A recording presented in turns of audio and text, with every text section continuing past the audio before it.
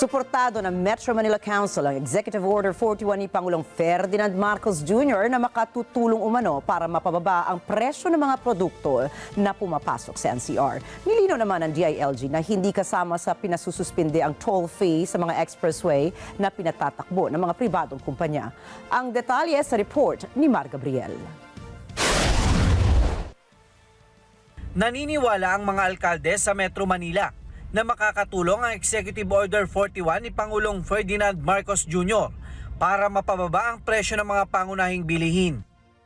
Sa ilalim kasi nito, ipinagbabawal na ang paniningil ng pass-through fees sa mga national roads na nakakadagdag sa gastusin ng mga nagbabiyahe ng produkto. Hinihikayat din ito ang mga local government unit na suspindi ng paniningil ng kaparehong fees sa mga kalsada na sila ang nagpagawa. Full support po kami.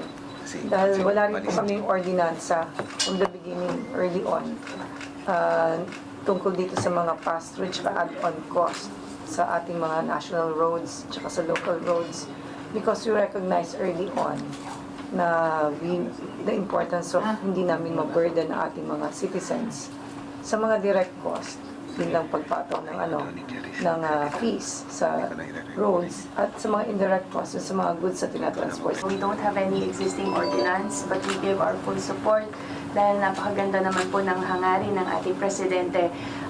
Kami nga po ang nasa gitna ng Metro Manila and therefore talagang ramdam po namin talaga ang epekto sa presyo dahil nakarely po talaga kami sa pag-transport ng mga goods.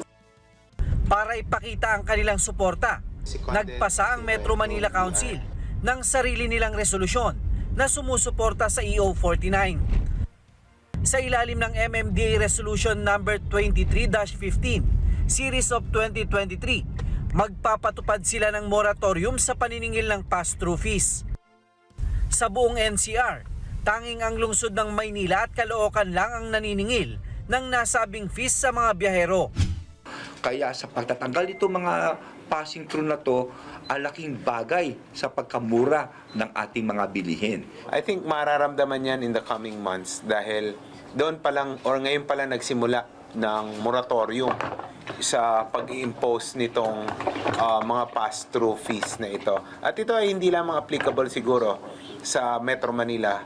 Nasabi nga ni Secretary na gagawin din ito sa buong Pilipinas. Nilinaw naman ng DILG na hindi kasama sa ipinasususpinde ang toll fees sa mga expressway na pinatatakbo ng mga pribadong kumpanya.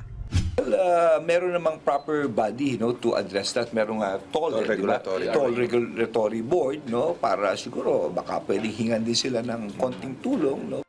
Nakatakda ring makipagpulong si Secretary Abalos sa Mayors at Governors League na inaasahang ding magpapahayag ng kanilang suporta sa implementasyon ng EO 41 ni Pangulong Marcos.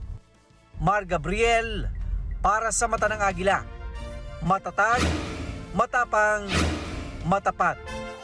Maraming salamat sa inyong pagsubaybay sa Mata ng Agila Primetime. Para malaman ang matatag, matapang at matapat na mga balita, ay i-follow lamang at mag-subscribe sa @Net25 TV.